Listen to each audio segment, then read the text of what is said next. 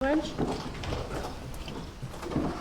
I pledge allegiance to the flag of the United States of America and to the republic for which it stands, one nation, under God, indivisible, with liberty and justice for all.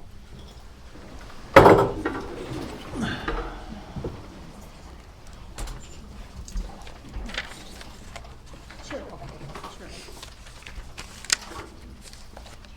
Raleigh is the only absent this evening. Do we have any changes to the agenda? No. No more action items. Okay. Do we have a motion to adopt the agenda? So moved. Is there a second? Second.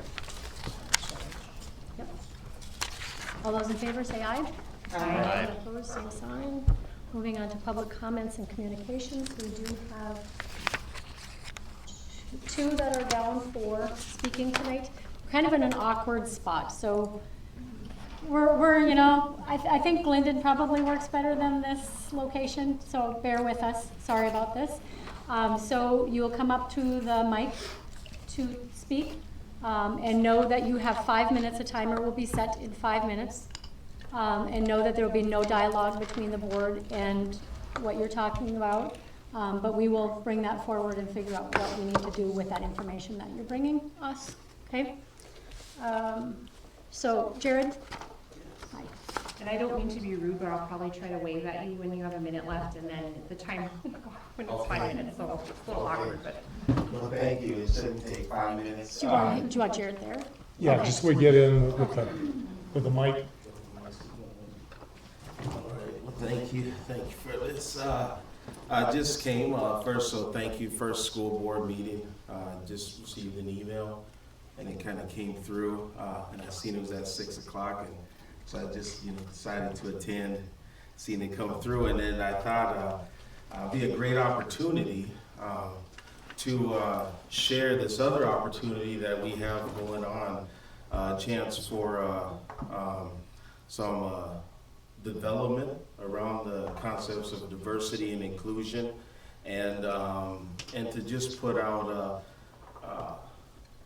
informational piece to this. So that's my goal, is just to inform you of this taking place. What it is it's a Critical Conversations Conference happening at NDSU. I got a couple there. You could, this is taking place. You can find us on the website at www.ndsu.edu/Memorial Union underneath the Critical Conversations tab, with the information on the conference, full agenda, speaker's bio, and whatnot. It's an amazing opportunity that's local.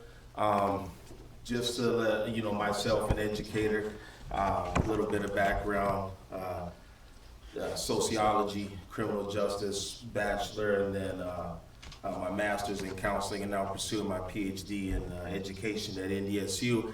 And I'm part of the planning committee, and I know I have 3 lovely children that attend the school here. They've been going to school here now for a few years, and so they've enjoyed it, that one building with multiple grades. So with that being said, that was where I go. I know it looks like a busy agenda, but it's so great. I look forward to future meetings and whatnot. And but at that time also, there's no dialogue, so does that end the presentation? Mm-hmm. Okay, thank you. All right. And Nicole? You the timer? She's the the timer. And go.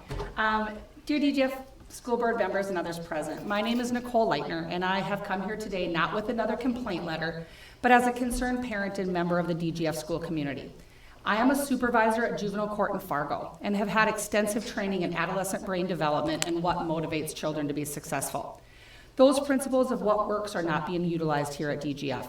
I will just say that I would not speak to a juvenile who robbed a gas station at gunpoint the way our children are spoken to by adults in our school. I know that this treatment does not motivate a child to do better. We need to learn to set our kids up for success instead of tearing them down and expecting them to be successful. When I say we, I mean teachers, administrators, coaches, parents, and players. The problem is more global than a negative coach or a negative player. I don't think the answer is as simple as firing a coach, suspending an athlete, or removing a parent. I think the answer is a change in culture within the entire extracurricular activities of our school. I have reached out to the Positive Coaching Alliance of Minnesota. I had sent all school board members and administration a link in an email. Their program is not just about developing better coaches, but about building stronger, more positive communities. We have a culture problem, not just a coaching problem, a parent problem, or an athlete problem, but a culture problem. Positive Coaching Alliance focuses on 3 areas. The double goal coach who strives to win while also pursuing the more important goal of teaching life lessons through sports. The second goal parent who concentrates on life lessons while letting coaches and athletes focus on competing. The triple impact competitor who strives to impact sports on 3 levels by improving oneself, teammates, and the goal as a whole. The core concepts that Positive Coaching Alliance brings to their workshops are the Elm Tree of Mastery. Focusing on what you can control is the key to performance and success. Great coaches teach this, and a tremendous body of research backs this up. The scoreboard is an important part of youth and high school sports, but still just a part. Winning is neither everything nor the only thing. Honoring the game. Sports provides a great framework for cultivating ethical behavior. Winning and losing gracefully are hallmarks of people equipped to live in and lead a civil society. And learning to treat people with dignity, especially under the pressure of competition, is one of the most valuable life lessons sports can offer. Filling emotional tanks. Each person has an emotional tank that works like the gas tank of a car. When the tank is empty, we go nowhere. When the tank is full, we can nearly go anywhere. Athletes with full tanks feel connected to their team and coach, which enables them to learn, perform, and compete better. The development zone. Youth and high school sports are better at development zone, can provide a development environment for developing better athletes, better people, but only if coaches, parents, administrators, and student athletes intentionally make it so. I have worked with adolescents for over 20 years, and whether we're working with an athlete, a member of the speech team, or a delinquent, we as adults have a responsibility to provide them with guidance, support, and direction to give them the best possible chance of success in life. I have discussed my desire to bring this culture into the DGF school system with the Booster Club, which I'm the vice president of. This is not something that comes with a small price tag, but I have the support of the Booster Club to financially back this initiative. All I need from the school board and administration is your support and commitment to engage in this process of improving the extracurricular culture at DGF. Positive Coaching Alliance is currently working with the following schools in Minnesota: Arona High School, St. Peter High School, GFW High School, Cleveland High School, Jordan High School, Dazzle Kokota High School, Chanhassen High School, Anoka High School, Coon Rapids High School, Tri-City United High School, Minnewaska Area High School, Little Falls High School, Lake Conference District, and the Minneapolis Public Schools. They're also working with 2 middle schools, Cheney and Liberty, in the West Fargo School District. Thank you for your time. Thank you. I have copies. Perfect. Thank you. Here, I'll call this.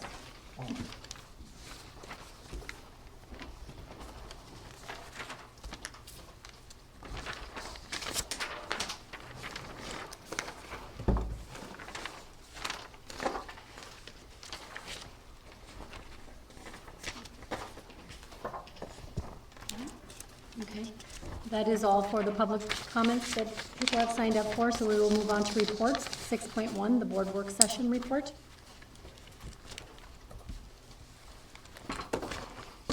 You want us to speak on that? Laura, you have something to say? Well, there's something in the, in my superintendent report also, as far as when we got, some of us were talking after the last session. And you'll see when we get to my superintendent report, the next one will be April 17th. I'll do a meeting invite for all the board members. That's the one that Terry will be coming up. So you'll see that in the report. And I think, you know, again, remember that a lot of topics on that. There's some things that we didn't finish with that. There was a, you know, I think everybody's heads were kind of spent by the end of that session. So moving forward, you know, when you look at the rest of the packet that we had from that night, we also had a timeline, a potential timeline that we have to look at structure-wise if and when we get to that point of a bond. Okay, so you have that in your packet from that night. The other item on there was the school climate one, and again, I have that in my superintendent report, just to give you an update on that. So, otherwise, any other? Remember the next one. There was a lot of information in this last one. There's no question. A lot of topics. But a lot of that is the background information leading into the April 17th session. You know, you think back to your phase 1 and phase 2 training with school board, how many different topics were there? It's a big packet, and that sets things up. Phase 3 training, the effective school board, superintendent, the leadership, all those things go hand in hand with that whole superintendent eval process and the goal setting, linking all these things together as far as school board and superintendent. So that'll all come into play when we get into that April 17th meeting. Any other reactions other than the fact of everybody needing aspirin by the end of it? Oh, for the next 4 or 5 days after that.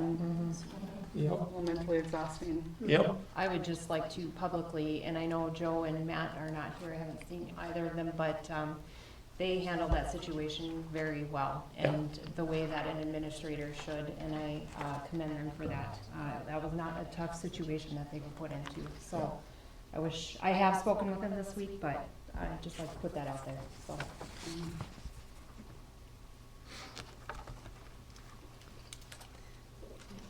Moving on to the board committee reports. We did not have operations this evening. So was there any other committees that had met Shouldn't be. We got Okay. policy that'll be coming up Monday? next Monday, and I will get information out on that tomorrow. We'll, because I need to sit down with the building administrators, because some of those that are coming up, that was gonna be the one where we start hitting in the handbook, and especially like discipline policies and some of those things for review, and the building principals have to be involved in that one. So I'll work through with them, see how many of them we can get, how many of them realistically. I don't want to put down 8 or 10 of them if it's not realistic, because you could spend 45 minutes just on that one policy easily. So, I think there was one before yeah, the handbook, and that's what we kind of had slated, was just those 2 to review. yeah, Next week. because they're so big, and Yeah. that's why we want a particular one where we just get the principals in, get some feedback for it as far as some, and knowing that a lot of the things that they will be proposing will be done over the summer. But, and that's okay, because it's getting the policies up to speed with our existing. Knowing that the 2017 legislative session, we'll see changes again. So we will be reviewing this same policy again this summer. Okay? Now that we're getting it, because on a yearly basis, that one needs to be reviewed. Okay? Moving on to 6.3, the elementary certified instruction expansion report. So if you guys, well, yeah, that'd be great. Now, the packet that you all have as board members is the same packet, for the most part, that all of our admin team has. So I'm just gonna give you a quick review of what's in this packet that you all got, received from me. So you have the overall proposals for both the Dilworth site and the Glendon site as far as the impact. The impact, if the board approves the positions that are action items tonight, then the what if came up as far as at the last meeting. What if we added personnel so that we get lower ratios through 3rd grade? And then what if we add personnel to have it through 4th grade? So what you're going to see in your packet is all 3 of those phases, including the work that these guys did, that the team did on the what ifs. If we did this, what would it look like? What would we need space-wise? So with that in mind, it's yours. Who's starting? Well, the first proposal was additions that Mary Ann and Heidi brought. We asked elementary, we didn't bring any proposals for new staffing because we were, in our discussion, we were told the same FTEs, and so the FTE recommendation for our building stayed the same. 5 kindergarten, 5 first, 5 second, 4 third, and 4 fourth. So in the first, So the first one without the additional third and fourth grade that you visited about, we talked about AVID, that's the program expansion that, for the FE that I put forth.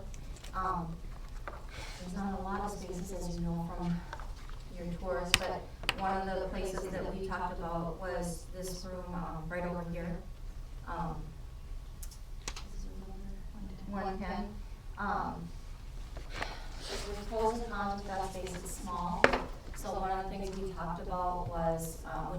scheduling, you have we would have 6 sections.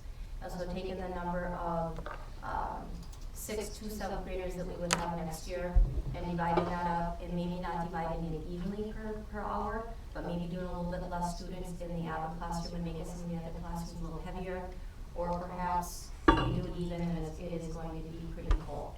But that's where we looked at putting the Avid for 7th grade, is down in this computer lab at this time. And then looking at the early childhood special ed position, if that was approved, we look at the open area in room 112, which is right across the hallway.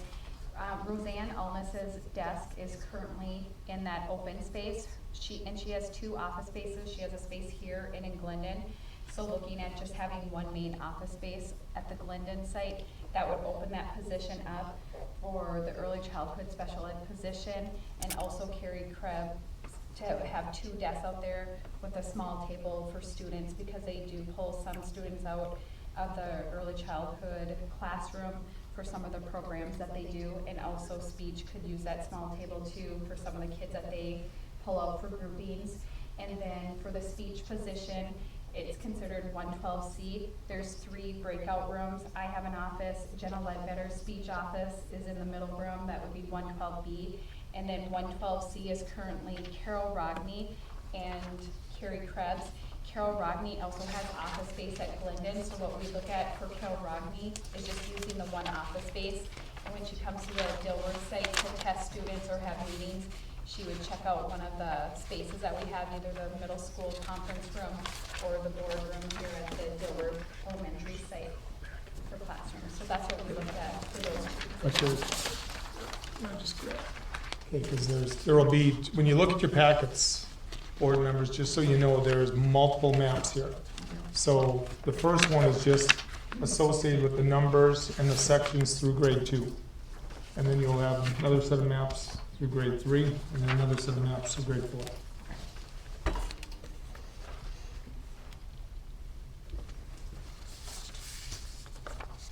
So a negative implication for Roseanne would be she would just have the one office space. She teaches classes on Mondays and Wednesdays at the Dilworth site, and then Tuesdays, Wednesdays, and Fridays she does travel between the 2 sites already, depending on what she has going on for those days. So she does do some traveling already, but it would just mean her main office space would be at the Glendon site.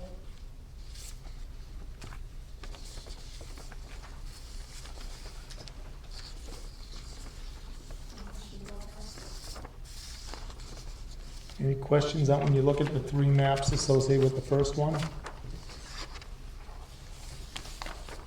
So it has the least impact.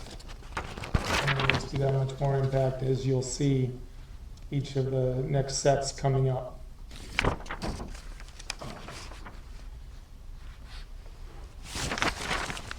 Once you get through that one, the next set, when you look at them, is you will see, so the first 4 sheets had the ratios through grade 2, 3 maps. And then you have the ratios through grade 3 and 3 maps.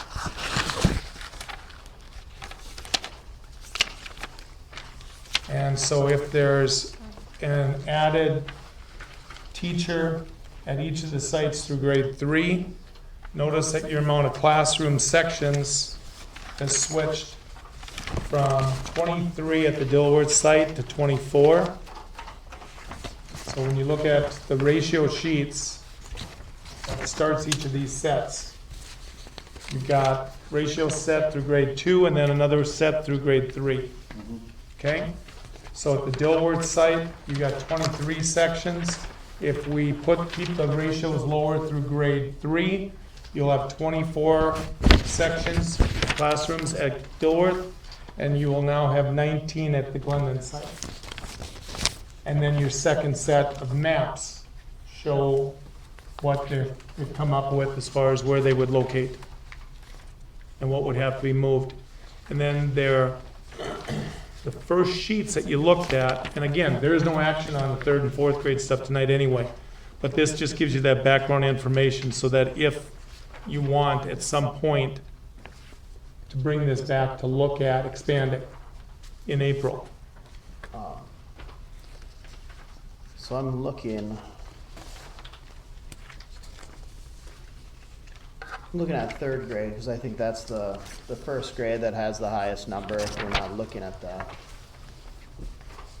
Right now, they're on the second floor, but then I'm seeing room 110 on a map right here.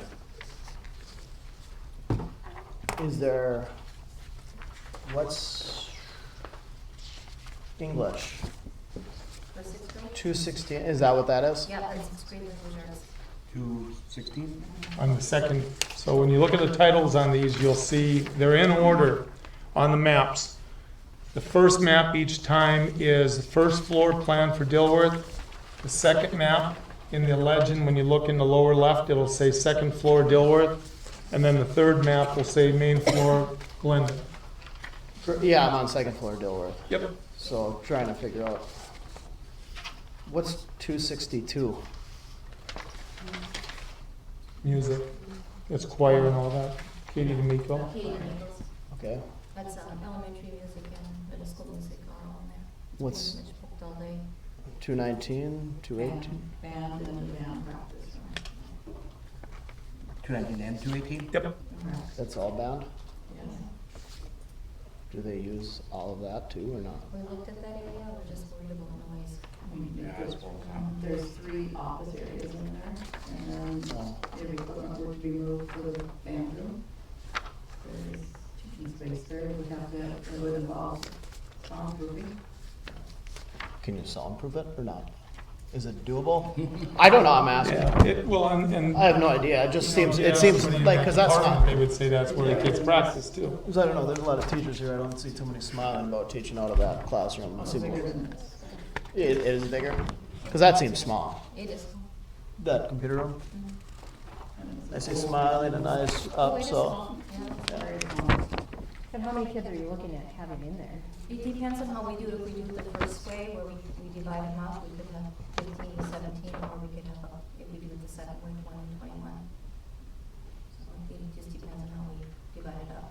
You're talking average. If it was an elementary room. Yeah, I was off the elementary shoes that I was looking at. I just don't see that being possible. It'd be 20, unless, we do what we did when we used the current music room and made that classroom small. And that's That one, class that's is 114, correct? That is correct. Okay.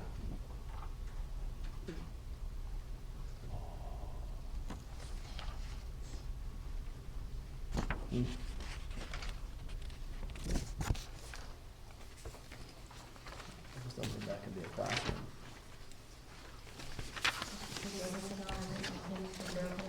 Right there? I just, It's very tiny, there's a hole right. I mean, is that a legitimate classroom Which one? right in front of us? Depending upon what it would be used for. It's a room. I mean, is it, when you look at these maps and we know that we've converted the computer lab upstairs. What number is that? 217? Is that quite a bit bigger though? Yes. Yes. Yeah.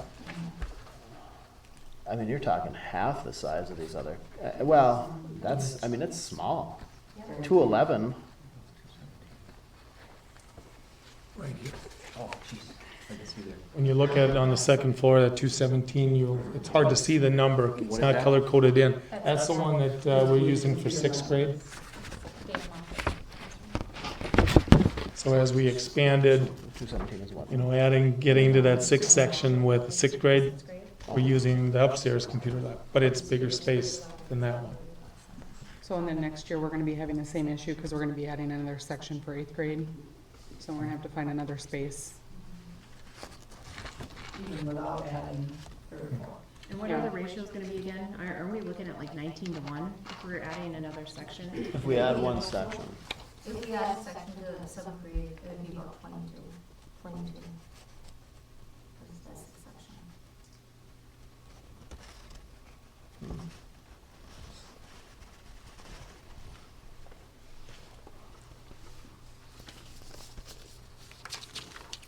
Which I think is on,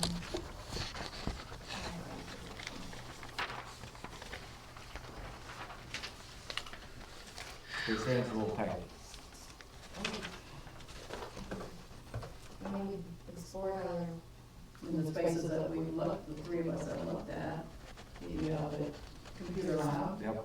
you have a current small music room, you have, depending on what you would like to do with your childhood, you have. The music room, is that the 262? The music room? No, that's that- 219. No, the 114 next door. Oh, sorry, we're on that one, okay, Or the sorry. band room, you know, the band practice room. Okay. Have we looked further into doing, music on wheels or going Yeah, one of the options? Wasn't there something with the stage? I mean, I'm just throwing that up. It's being used. Oh, that already got absorbed? And it's not ADA. Yeah. Oh, figured I'd throw that up there. I don't know, I know I tour, you know, well, I did a tour, but I think I did the fire routes. Up there the other day, and they were doing, fight it in the gym and fight it up there and in the weight room. This, this room 114, how many students, Peg, are in that class? I know when we were in there and they were on risers, like how many kids would you say were in that class? When we walked through, was it 18, 22? Just looking at this map here, 114 seems a lot bigger. Would that be a better feasible space for Avid? Yes. We talked about that, the problem is if we move, music down to 110, those teachers that are around us will tell you that the music comes through and it's very loud, so we're worried about if music was in there, how loud it would be for the media center. Whatever. It's right next door now, too. Just looking at the map, it just seems, it looks like a bigger space, a little more feasible. Okay, that would be a better option for space, but maybe not for the elementary schools down here using this for. Yeah, it would be better, I think it would be a better option because it's a bigger teaching space. It was used at one time during the remodeling, it was used as a second grade, back there, no one's back there, but you want to have a second grade classroom Where?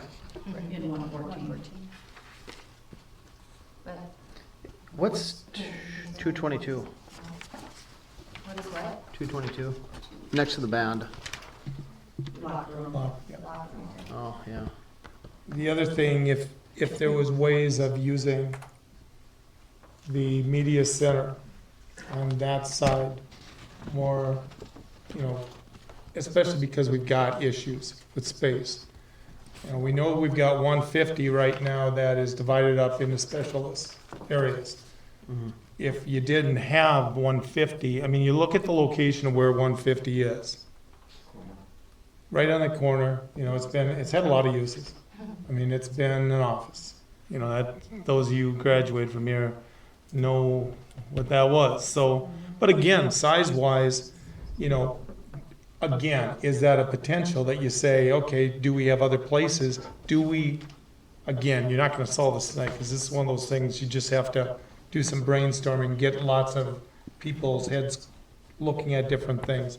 But 150, if you did get rid of those rooms, you know, that dividers, so that you can use that as being, instead of having 105, 106 being the other second grade room, and if second grade was over in 150 instead, now you've got second grade all together, first grade all together, kindergarten all together.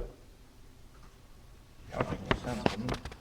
Well, yeah, that's why I had a hard time with this. I see a third grade room and all the rest are upstairs. That's why naturally when I look at that, you know, I mean, even just for, you know, your PLC time for staff to be, you know, near one another, that's why I'm like, you know, I mean, if, That's the way.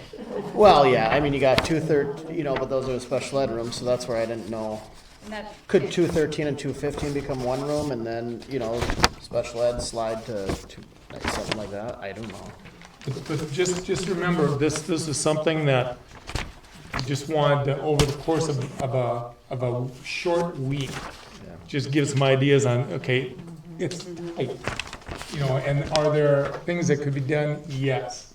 But it's gonna be tight, and, you know, you've got, do you move ECFE out? Do you do things with the media center?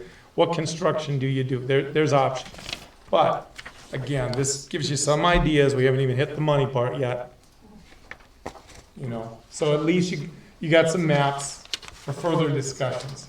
Well, I love the maps, but, you know, just physically, I think we all should physically walk See the around. size?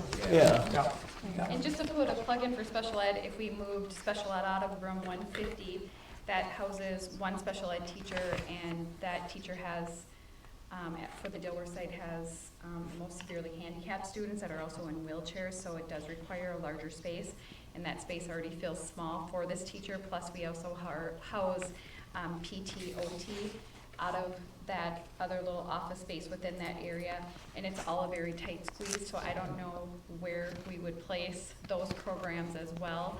So I just want to put that out there, just so people know about special ed as well, It's because probably too small already. It's I a big appreciate that, concern. because when we did our tour, I was taken aback by how small that space was and what you guys are doing in there, especially with just all the- wheelchairs. Well, all the the equipment, equipment. there's standers, there's wheelchairs, there's a sensory swing, Yeah, PTOT equipment, and it's just kind of bursting at the seams already. So, I mean, I understand about the size of the classroom, I just would be concerned that where would this be housed so that it's a big enough space so that we can accommodate all the supplies and equipment.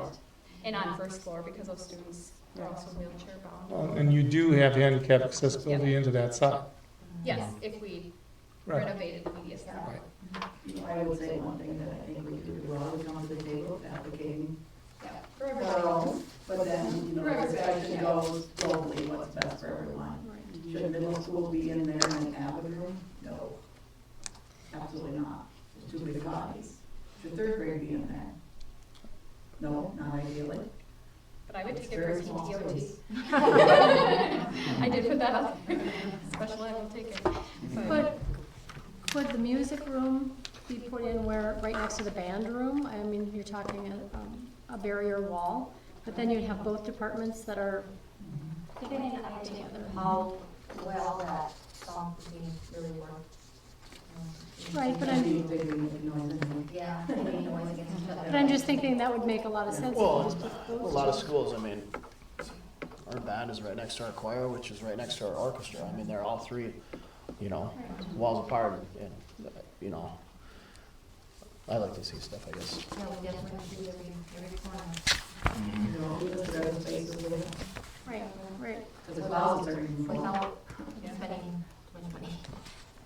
Other than maybe getting our own things So, Yeah.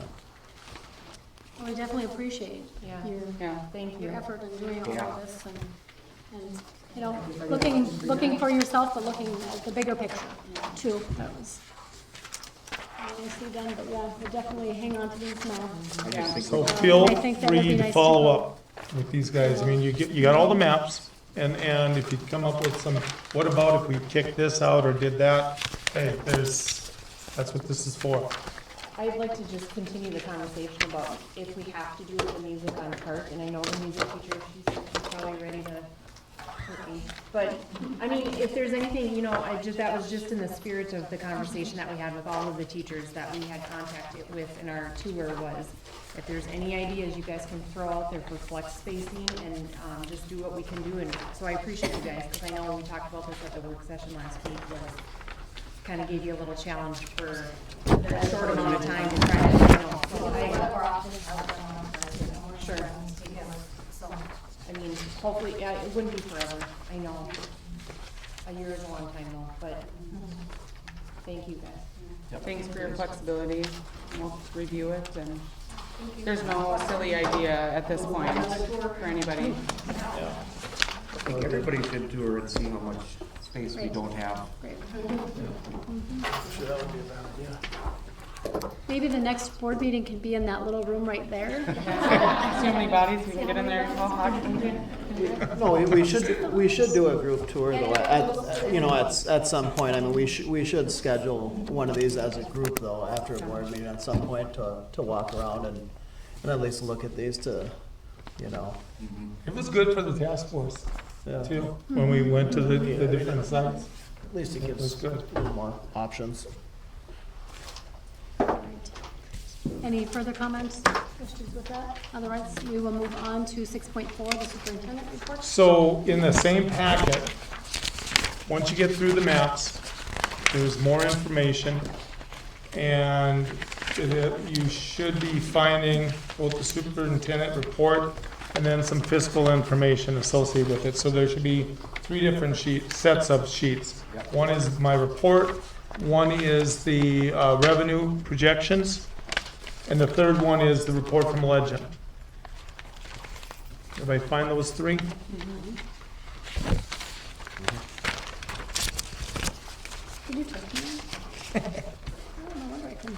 So, okay, so the first one, we've got some, we need to sit down, we posted the elementary principal position. So that's posted, we've done it internally. We put it on the website. So right now we have that set for April 21st.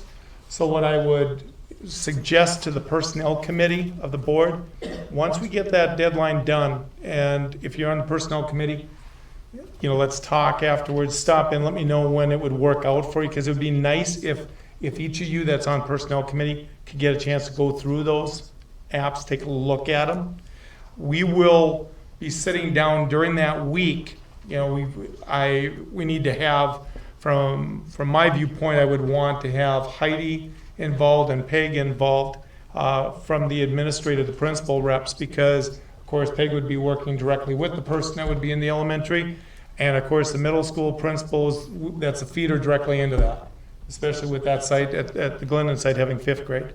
So that would be my suggestion as far as the 2 the principals that would be involved.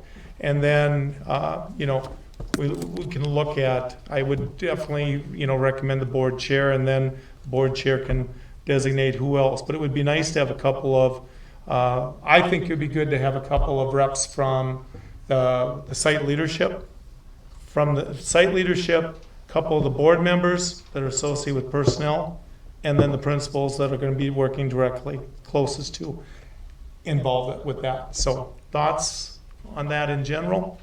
Is that elementary principal position, it's just in-house? No, this is external. This is. Okay, I was just thinking. Yep.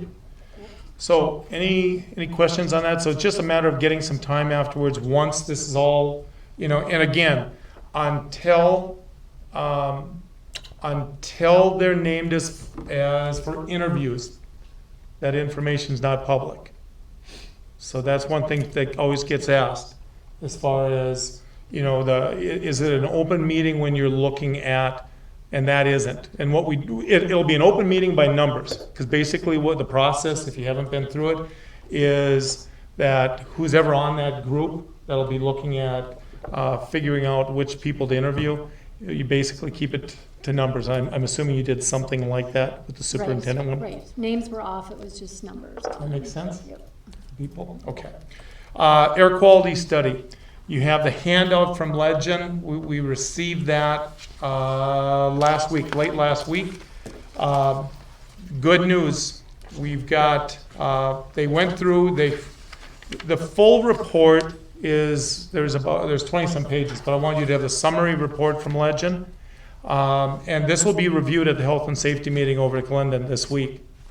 So the good news is, when you look at the page 5 of this report, it's just the 3rd page, but it's got the recommendations.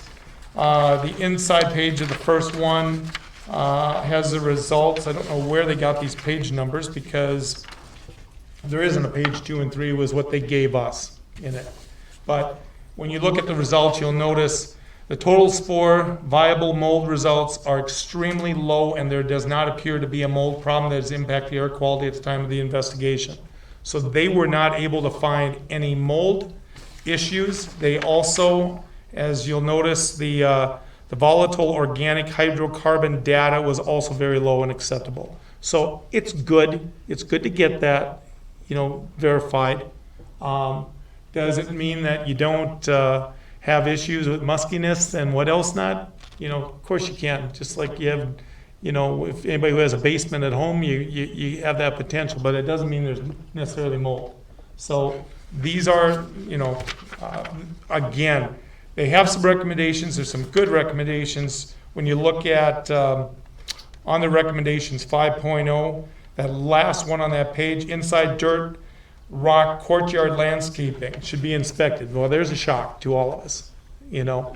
That's at the bottom again, on that 5.0, lower the dirt to beneath the brick wall sill plate, slope the dirt into the storm sewers. So, because again, you got water backing up. And that's gonna give you some of those, That's something we're gonna plan on doing. we have to. So that's why it'll be a good one for discussion at that health and safety meeting. Okay. So the health and safety come back to the board next meeting and say what their Yeah, recommendations I've are? actually had Rick from Lakes Country also has a copy of this report. So between, you know, if there are any particular, I would expect if we're gonna have any recommendations for anything else that's gonna be, you know, a fiscal cost other than, you know, let's make sure, the same thing you would do at home as far as getting, you know, you build it up here, you move it so that you don't have water running back. A lot of those things we can just take care of with our existing staff. You know, if there's issues with the tunnels and things like that, we've got to have other inspections done. But again, at this point, we don't have any big issues that they've been able to find. You'll notice that they talk about doing some bore drilling to make sure that there isn't any mold behind where you have the cabinets, which, so again, all of those things need to be just followed up. Any others on that one? Yep, yep. So they'll review all this at health and safety meeting. Okay. And So it was just air quality, it was a non-intrusive test, correct? as far as. They didn't cut into anything, right? They put some holes in, they did not go behind like the cabinets. They did go into some exposed areas behind the walls, but they didn't go through like concrete drilling holes or anything like that. And they didn't bore into the cabinets, you know, to check in between that. But so it was more just in the classrooms in general, you know, in different locations, running for mold tests, mold spores. Climate survey, just because this again was one of those that was on the topic on the work session. School climate survey, the DLT has had that information at the last DLT meeting approved to run the survey again. Last time we did this was 2014.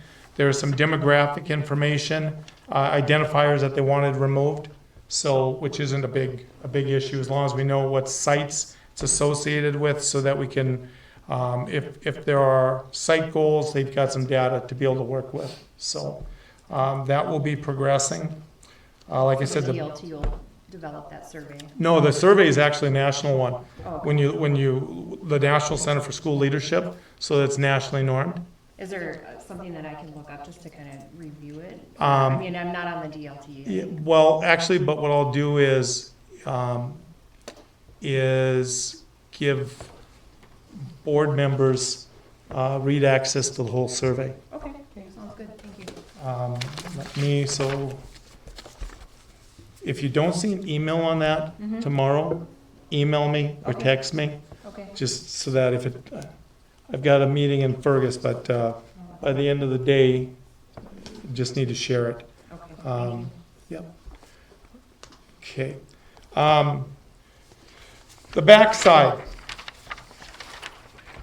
goes hand in hand. This is the fiscal information associated with what you need to know from a fiscal standpoint, associated with where we will be in general. You know, some of the what-ifs that we talked about at the work session.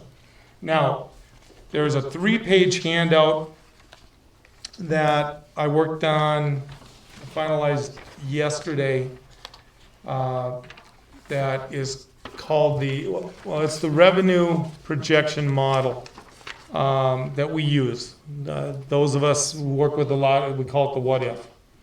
And basically what you do is you take the information on your enrollment numbers, you calculate your resident pupil units, you calculate your served pupil units, and you can start running some scenarios. So the 3 pages that you're seeing together, I'll just walk through these 3. So the first page, you'll notice it says in the middle that title, Minnesota Department of Education 2016-17 General Education Revenue Report. This is not all of the money that comes into the general ed fund, but it's apples to apples, and that, because the things it doesn't include is federal money. You guys don't have this one principles, okay? Okay. So this is the breakdown of state aid and levy. Okay. So from this is what we used when the board, back in February, when you had the approving the updated budget, the revised budget. This was the basis of it. Okay. So what we do, the key ones there, the basic aid. So if you look on the first page, the ones that are real critical, basic aid, 10,592,000. And that basic aid is completely calculated on the amount of pupil units. Take the pupil units times the amount per pupil unit, and that's what gives you your aid. For the first time since I've been here, we have money coming in on the next one down, declining enrollment. The only way you can get declining enrollment money is if your amount of pupil units during the current year are less than the previous year. Lots of smaller rural schools have dealt with this, and this has been a big MREA thing for years. It's the first time we've ever had it that we had less. So we get a little bit there. And then you can see the aid levy breakdown and the total. Okay? The second page is the same thing on the new model for this coming year, fiscal 18, 2017-18. Notice, the formula allowance is the same amount of money, $6,067. I put it in bold. And that's why the title in that second set of columns at the top, where it says 2164, 1 Dilworth Glendon with 0 formula allowance. I didn't forget the Felton part, by the way. This is just right from the state, because they only have so many characters that they allow in this thing. Okay? You knew I was going to question. I just want you to know. Okay, so what you're seeing here is we start with this with the assumption that what if they can't come to terms with anything? We want everybody to be able to see exactly what the effects will be next year, knowing that we're going to have more pupil units next year than this year. Okay? Now, just so that you don't try to do the math in your head, you don't have to worry about it, because the backside of my report, if you look at the first set of fiscal numbers I gave you on the state aid and levy on my one-page sheet, there's your totals. So you'll notice with 0 basic aid increase, we're projected to see $384,699 new dollars. And that's on my report. Okay? Everybody see that?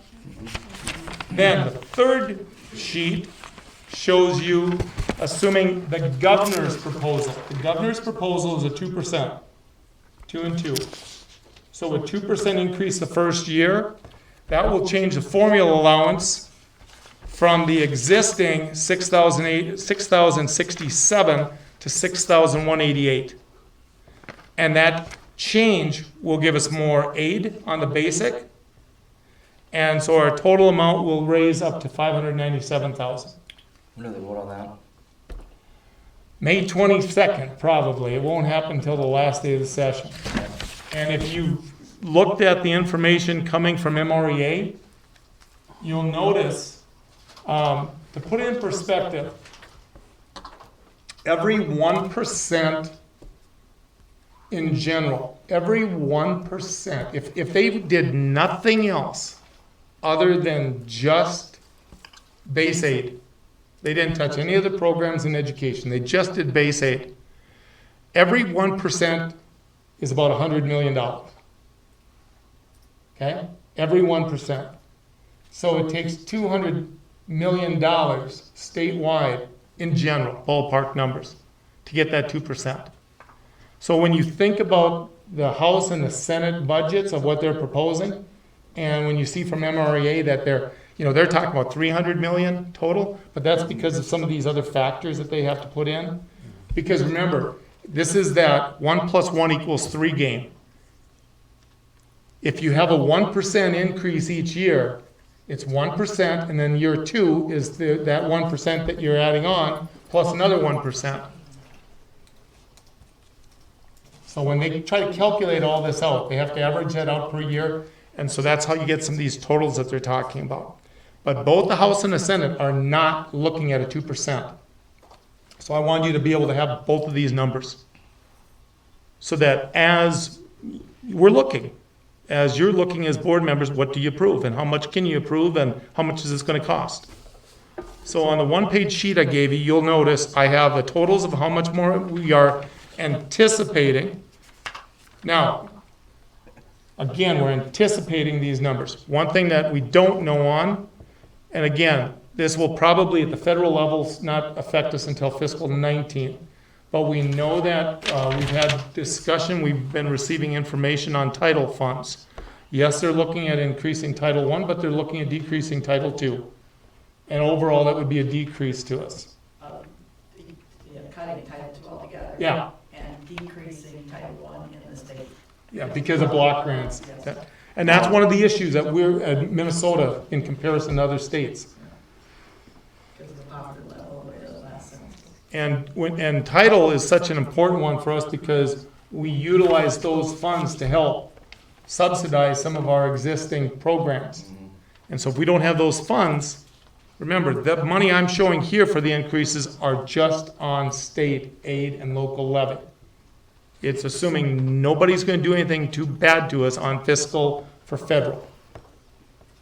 And again, we can't anticipate that right now, because it's probably not going to be an issue for fiscal 18, but fiscal 19 is their anticipation of a worry.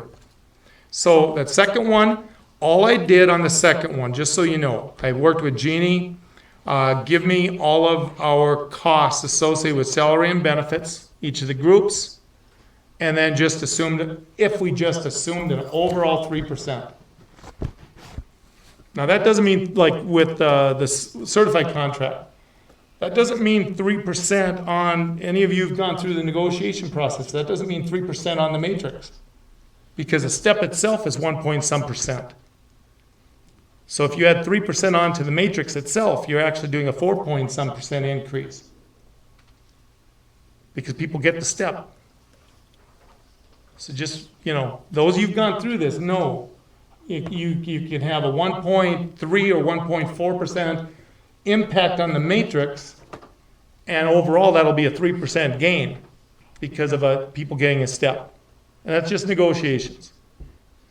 But just be aware. So I want you to at least see what kind of numbers we're talking about. If every classification of employee was going to see a 3% increase, you're looking at a $350,000 increase. And just on the salary. This is not saying that you have any increases on benefits.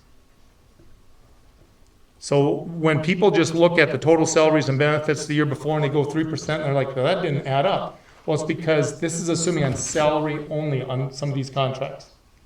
So I've had to go work back through, calculate the salary portion, add 3% on to salary, FICA, TRA, all those lovely things, because that will be 3%.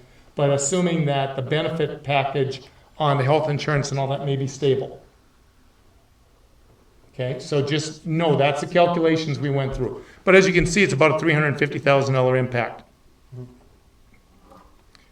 Are there any other numbers, as again, you have nothing on the agenda tonight for action items associated with adding classroom positions, grades 3 and 4.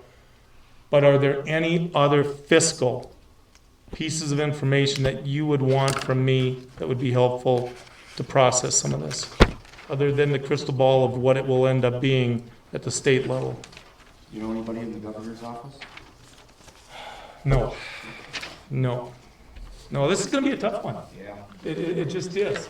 Well, I mean- You know, you look nationally and you look statewide. It just, I mean, we have a surplus, but a lot of things they want to spend it on. well, there's a lot of want and need for tax cuts too, and that all, you know, goes hand in hand with all this. So Does this help you though, as far as on the fiscal part of what you want and need? Under the ECS, it says 1.0, and then when you slide that over, it has a much less total cost than a. Why is that? Very good. You're talking about the total cost Well, yeah, on the 'cause obviously- special ed Yeah, ones? because of course we have to take care of the individuals that are currently in the district. So we're anticipating, a 3% that is very common. So with the one, there's money left over, but when you're looking at, okay, the Avid is about a $48,000 cost, but then it's saying, 23 and then 25,000. Or what's the? How does that happen? Well, that's what I'm looking at. Okay, so the last set of numbers is the positions. And what I've done on the positions of what is being, some of the things either proposed tonight, Reimbursement. because you notice that only things that have reimbursement are associated with special ed. And so what I did, I took average, 90% of the 68%. The 68% is only of the salaries, not the benefits. So in a perfect world, we would get that. Now, we know that doesn't happen. That's why if you've seen the information and you've seen stuff from MSBA, MREA, and so on and so forth, they talk about cross-subsidy equalization.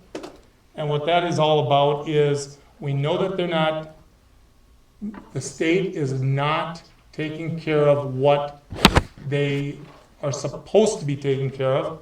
So it gets prorated. And so we get cross-subsidy to help with that proration. And in the time I've been involved administratively, if we get 90% of the 68%, that's a great year. Okay, so I'm calculating step one positions, number one, which is the lowest cost and the highest amount of reimbursement. 90% of the 68% of salaries. So when you look at those reimbursement numbers, the 23,000, then the 25, that would be, if things go really well, that's how much we would get reimbursed. Does that help?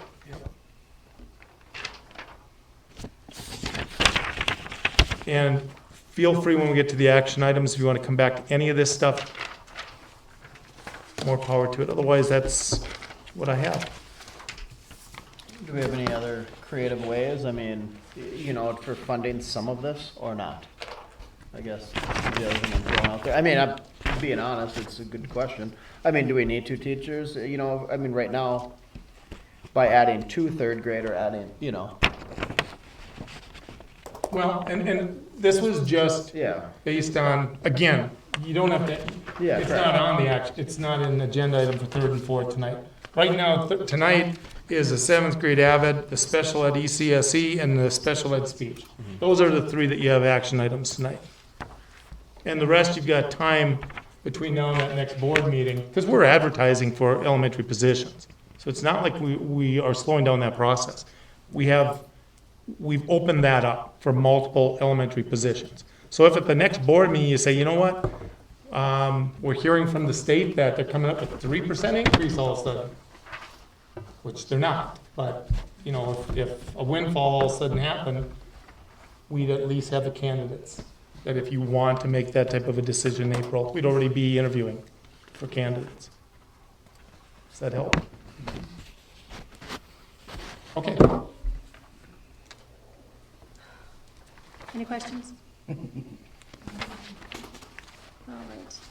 Moving on to 7.1, the approval of the March 13th regular meeting. So,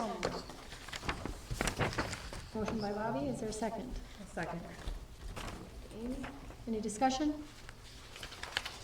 Hearing all those in favor say aye. Aye. Opposed, same sign. Moving on to 8.1, the consent agenda. Claims and accounts.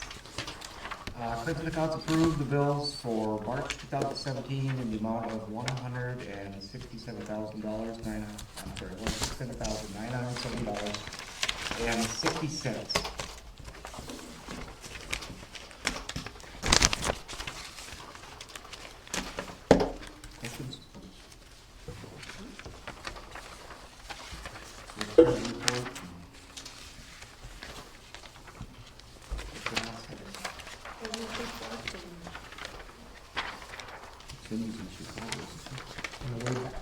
Minnesota Liquid Asset Account, activities report.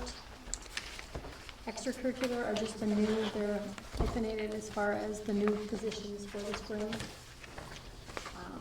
A list of donations for post-prom. Also summer rec. Donations in there.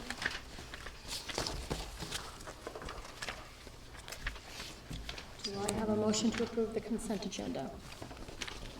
So moved. Motion by Rich. Do I have a second?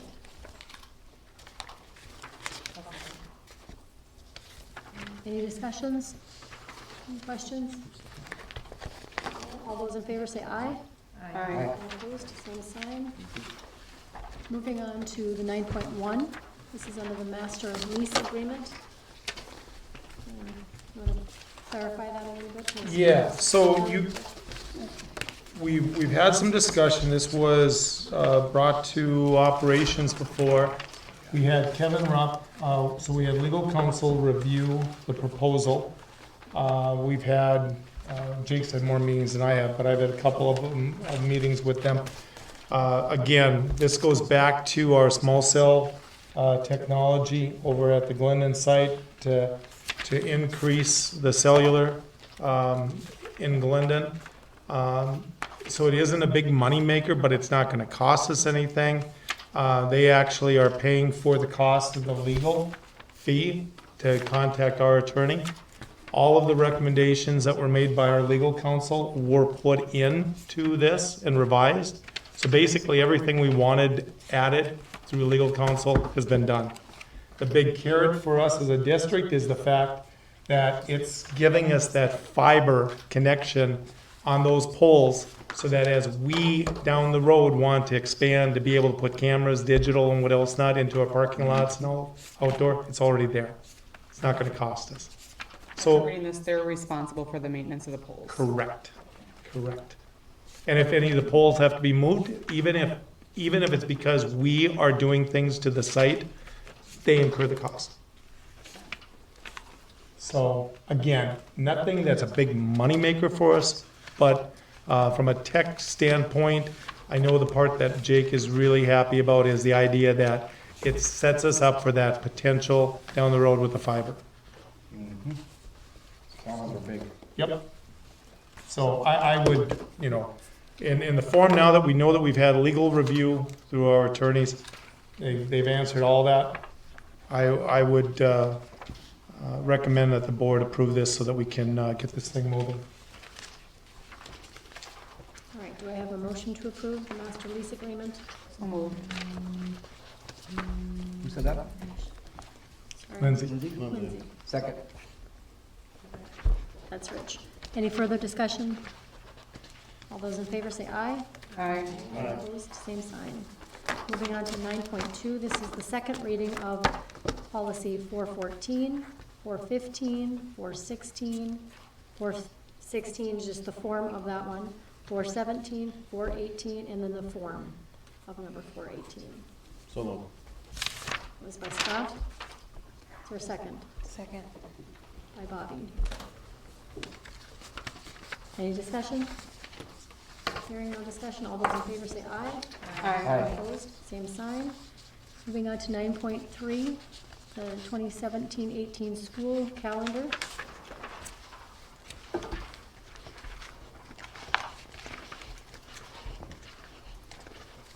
So you should have a color copy of it in your packet. And I think at the work session, you had a chance to ask some questions as far as on like the early or the kindergarten, some of those first couple of days, the 5th and the 6th of September. That's in there. And again, the DLT took the recommendations, all of it coming from the different things, the sites and input.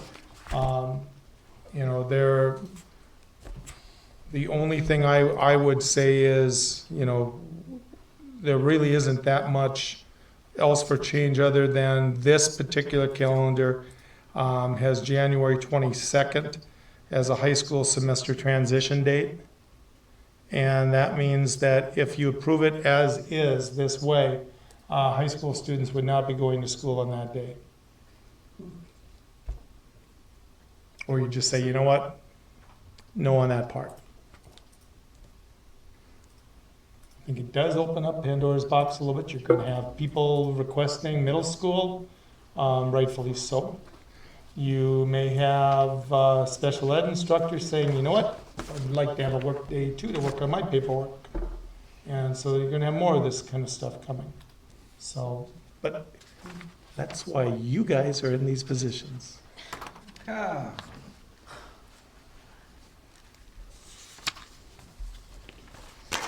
Is there a reason why the transition happens on a Monday rather than a Friday? Well, the semester ends on that Friday, so it's just, you know, they had the finals on Friday, I'm assuming. And then that way they've got time to work on, you know, they're gonna be starting different classes the following week. But again, the same thing will happen, transition at the middle level on trimesters. And that's not built in on this one. So is this like a one-time occurrence because we're changing from? It's a request. It's, what I would say is, I asked Matt, was this something that is in minutes from the high school minutes from the site? And it's not. So again, it came up with the DLT because of reps that were there. I wouldn't recommend it, but again, you approve it. I would just say that if you approve it as is with the transition day, you know, plan that there will be more coming later point, asking what about us? So, Well, I look at the calendar and I don't want to short anybody, but I know that there's just as many elementary teachers that bring home paperwork every night that any site does. All of our teachers are very hardworking, so to acknowledge just one, I don't think that that is something I don't want to see our district doing, because that is, all of them work hard. And so for just to target the high school, I guess I'm against that part myself.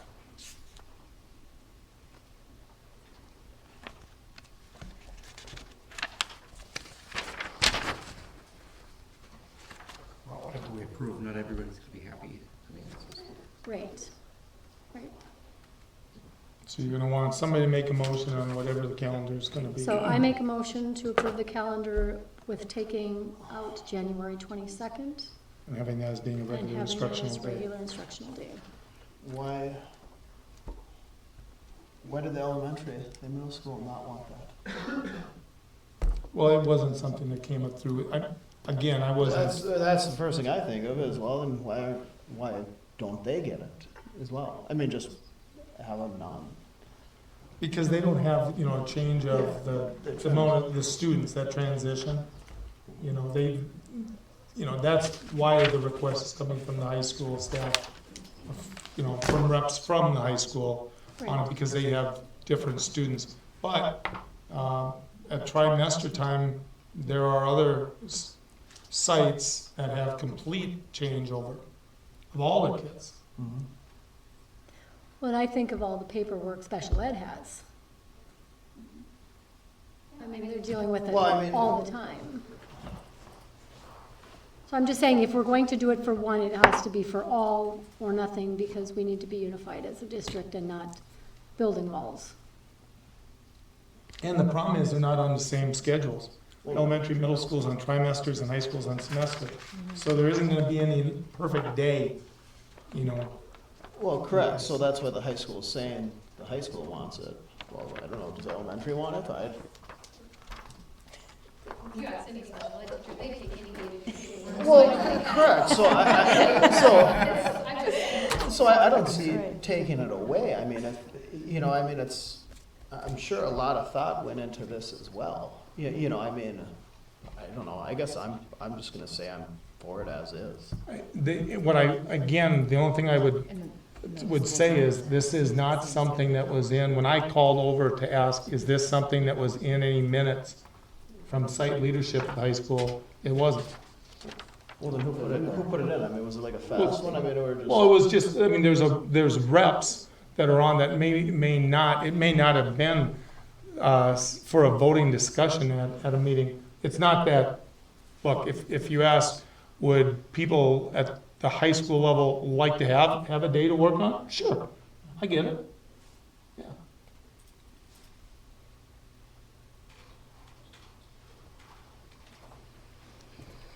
Okay, there's already a motion on the table. The motion is approving the calendar as is removing the 22nd and putting it as a regular instructional day. There's a motion. Do I have a second motion? I'll second. All those in favor say aye. Aye. And opposed? Aye. Okay. Note, Scott, is the no. Five. Passes. Moving on to. Moving on to 9.4, program expansion. This is the addition of the AVID position for the 7th grade. I have a quick question on that, really quick. Obviously, I'm very for the program. You know, it was a good presentation. The one thing of course, I am gonna ask, since we did talk about expansion in some of the other grades, when we look at dollars, what serves our district more? Would it be the possibility of adding a lower classroom or the AVID program? You know, like adding a 3rd grade teacher or a 4th grade teacher, as we talked about. Because obviously these are all it's all costing money. So which program would better serve our district? I just wanted to ask.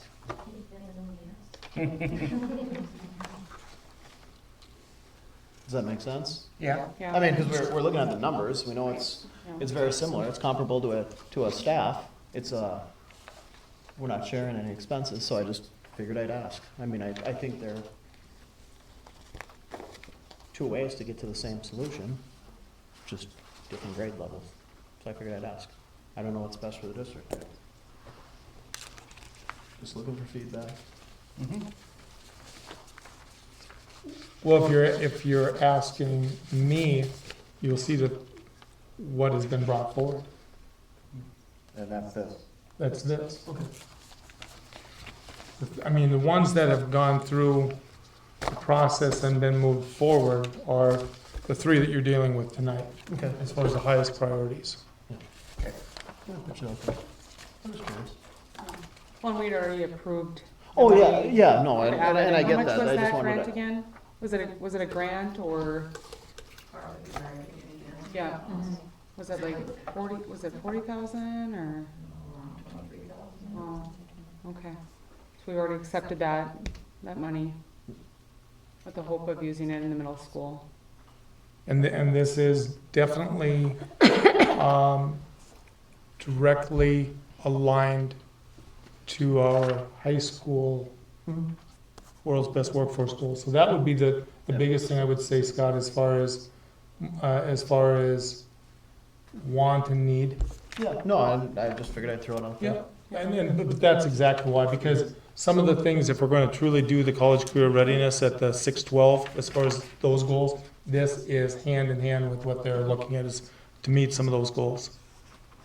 Yeah, no, I'm for the program. I was just curious, figured I'd ask.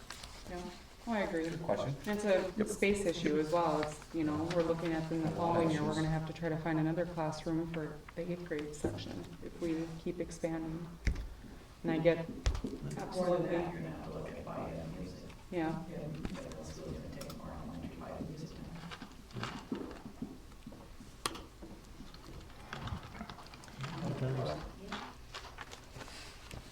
All right.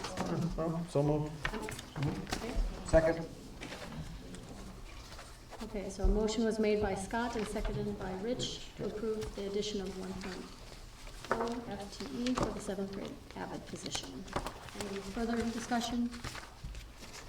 Hearing none, those in favor say aye. Aye. Opposed, same sign.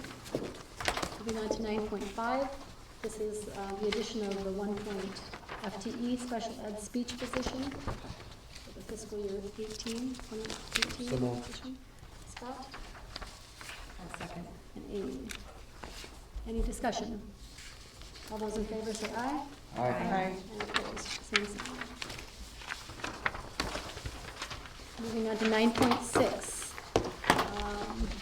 the approval of the special ed position, early childhood special ed, ECSE position for fiscal year 18. So moved. I have Bobby. Do I have a second?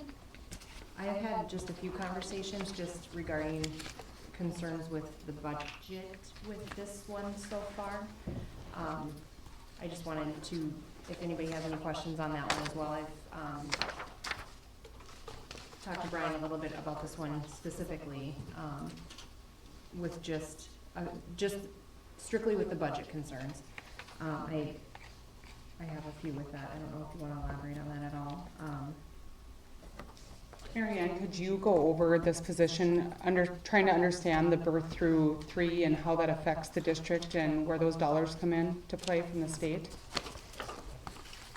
Well, it would be the same that we talked about on the sheet. I put on the projection, the total one, the estimated cost that we have in the teacher and then the reimbursement and the net cost. That's on the third page. So, I mean, total cost would be between $25,000 and $33,297. That would be if we got full reimbursement, like what Brian had talked about through special education funding.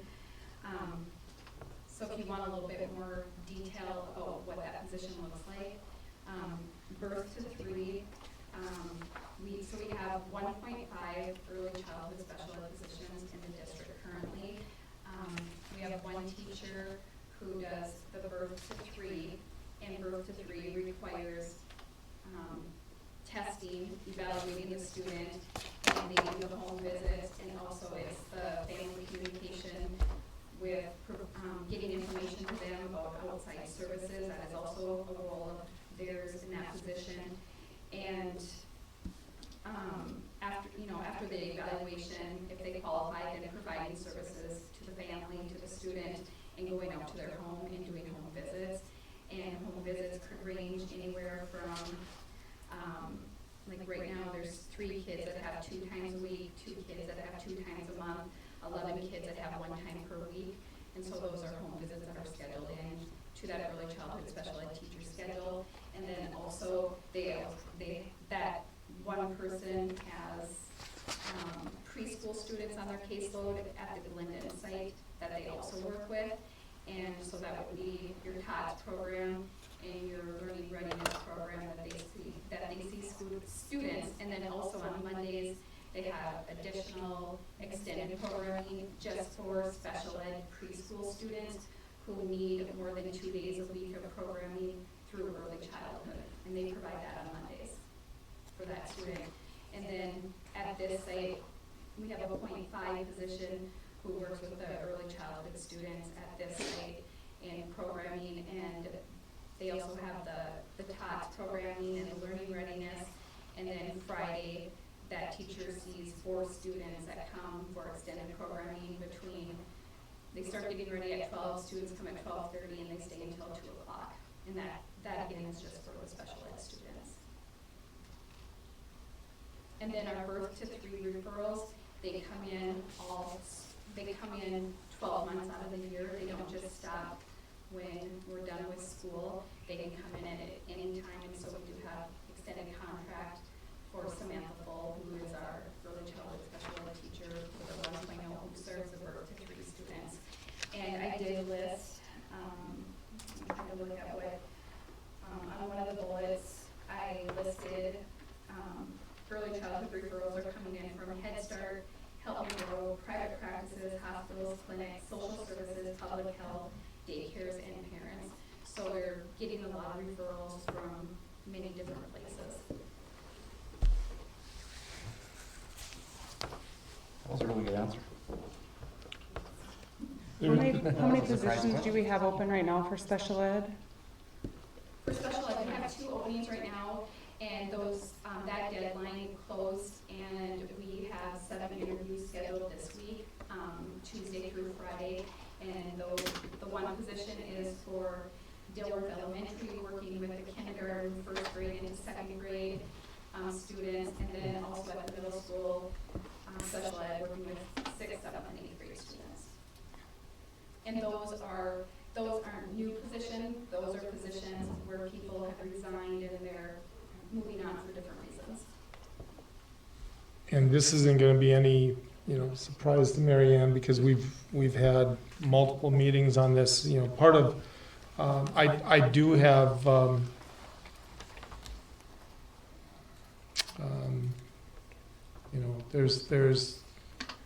there are definitely, there's a little bit of want and need mixture with some of this. Because, some of these positions are directly working with kids constantly. And some of these are not. Like this, part of this is also to be able to have more time with assessment and paperwork, correct? Because Carrie Krebs, she's our .5 special education, early childhood special education teacher, and the other part of her .5 of her job is our autism spectrum disorder teacher, and that's required for districts to have, and she is our only person who is licensed on staff to do that. And so she does all of the evaluations for ASD. So if there's any eval within the whole district, or in the district that requires anything with autism spectrum disorder, Carrie is invited to those eval meetings, and she goes through the evaluation process. And also if there's any time in the student's IEP that they need consultation services, which in turn Carrie Krebs would have that indirect time where she's consulting with the team, whether it be the special education teacher, the general ed teacher, meeting with parents. That's what Carrie Krebs would do with that other .5. So it's coordinating her early childhood time with her ASD teacher consultation time as well. If the funds were there only for one of the 2 requests that came through special ed, which is the highest priority of the 2? Right The now, one that the board just approved, or? right now, it would be our speech numbers. And We might, going back to the term that we used before, get a little squishy. If we have to get a little squishy for next year, we're gonna get a little squishy, we're gonna get tight, and I'll probably be back next year with another proposal if it doesn't get accepted this year. there's a couple other factors, just so the board is also aware. One thing that we are currently doing, we have 5 ECSE students that are open enrolled. Okay? The board, if we do not approve this, we can't put in the policy to deny as far as ECSE. However, what we can do is the board can say we're not going to hire anymore for it, and so therefore we can't meet those needs. So we don't accept any more open enrolled ECSE students. That can be done. The other thing, just so that the board is aware, we qualified, Roseanne wrote for a Pathway 2 funding, which is through early childhood. So we have 26, 27, something like that, 1,000 per year for the next 2 years. That will help pay for adding some adult supervision into our early childhood classrooms. So the point being, some of these things that 27,000 per year or? Per year. Per year, okay. per So year. it'd be a total of 57,000 for the 2 years. 57? So, and again, part of, if we approve this, part of it is because we never find a half-time person. We know that. So that's why it's doing a full-time person to get the needs of the classroom with the kids, but then also knowing that we can't find a half-time, it's full-time so that we have more time to do assessment and the paperwork associated with it. And then going back to the assessments, so students who are identified developmental delayed, that would be your early childhood definition, with having a disability, if they haven't been diagnosed as having a specific disability, by age 7, they all have to have another evaluation, which in turn determines what specific disability they have, and they have to have that by age 7. So some turn 7 in kindergarten, some turn 7 in first grade. So that elementary special ed teacher that we're gonna be interviewing for this week, when they get that caseload, they usually have mini evaluations because of that process. And that would be another step that Carrie Krebs, if she was into that position where she helped with the evaluations, she'd be helping that case manager so that there isn't such a bulk of evaluations at that kindergarten and first grade level when they transition to a specific disability, if they haven't already during early childhood. Some students do have that disability if they can determine that in early childhood, they do, but if they can't and it's developmental delay, they have to have that by age 7.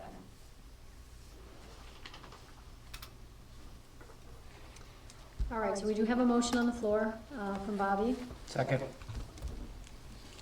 second by Rich. Is there any further discussion on this? I guess I'm just kind of concerned on the budget side when you look at those numbers and we only have about a $30,000,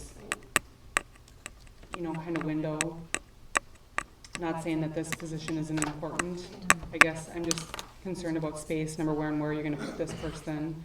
And, speech is where we need to be right now, that maybe that this is a position to maybe bring up next year when we have some space solutions. I guess that's my concern, because we're not working with a big window of finance. Yep. I agree. So a motion has been made and seconded. All those in favor say aye. Aye. So that's 3. And opposed? No, Aye. 3-3, the motion does not carry. Moving on to 10.1. Next school board meeting is Monday, April 10th. Please note that the time, we are a half hour earlier that time. So committee is at 5 or 4:30. I don't think there is a committee because it's the high school choir concert. So there Yeah. is no committee. There is no There's no committee meeting committee. on that one. Okay. But we do have policy, and I will put that out as far as to the policy committee tomorrow, once I get an opportunity to talk with the principals. So, All right. Policy and- is next No, Monday. Next Monday. Are we gonna do 6? at 6 o'clock work for you? Yeah, where would you like to meet? Glendon or Dilworth, it doesn't matter. Doesn't matter. What works better for you guys? Who's all on that again? Me and Raleigh and Sandy. You guys pick. Do you want it? We wanna go over to Glendon this time, we'll just do every other one? Sure. Okay. Okay. Okay. PM at And please note that the next board meeting is out at the high school, a little bit better for us. So, any further, Scott? Go ahead. Well, I was just wondering about, the reserve, because you said there would be about $30,000 left if we did that last special ed one. So is that based if we didn't have the 2 and 2, or is that, I'm struggling with that number? Did I miss that on that sheet or something?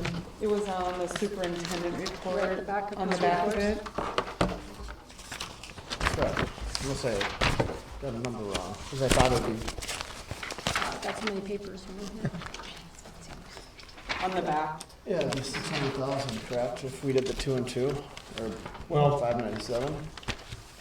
one thing to remember, we haven't even talked about the fact we're in the red this year, or projected.